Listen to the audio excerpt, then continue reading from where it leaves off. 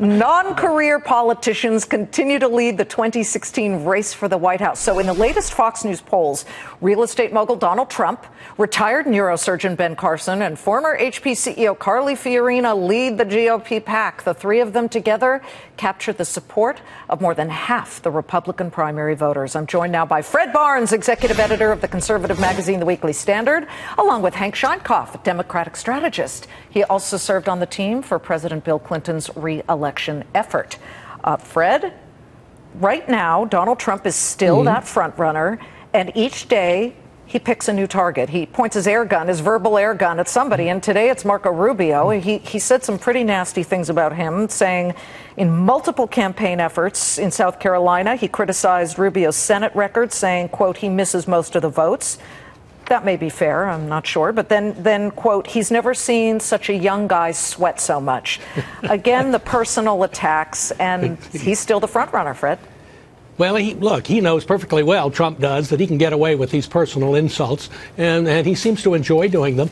But switching his attacks now to Marco Rubio is something that he's thought out. It's a smart move. He realized that attacking Carly Fiorina backfired badly at the debate last week, so he's not doing that. He's moved to who's next in line, who's near him in the polls, and there it is, and there he is, Marco Rubio. But I mean, some of his comments really are ridiculous. You know, he says he sweats a lot and drinks too much water and things like that. But he has done some homework about Rubio, and this thing about, you know, missing votes is a part of that. I think it's unfair. This is what presidential candidates do. They do miss votes if they're senators or even governors.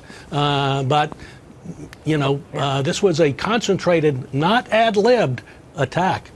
Hank, looking ahead, we know that Carly Fiorina has caught a bid, as we like to say in the markets.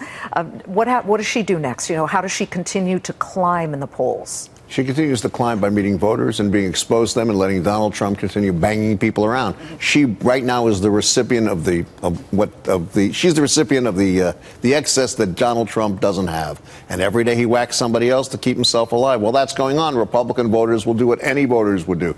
Look for someone who's rational. Why? Because the moment of truth comes when you get in the voting booth. We're still waiting for the moment of truth from Joe Biden.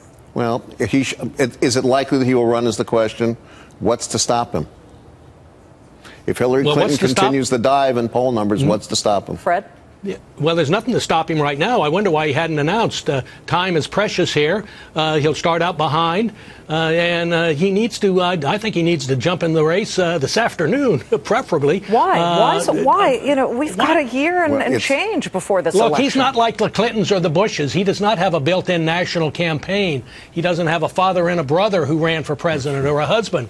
You know, he's really starting from scratch. There isn't a national organization that will fall in place for him right away. He needs to start building it. That's a very important observation, but I add the following to it. If she's in real trouble, if the poll numbers continue to dive, the organization will be there. Why Democrats want to keep that White House, and they'll do anything they can to get it. Fred Barnes and Sheinkopf, as always, we thank you very much.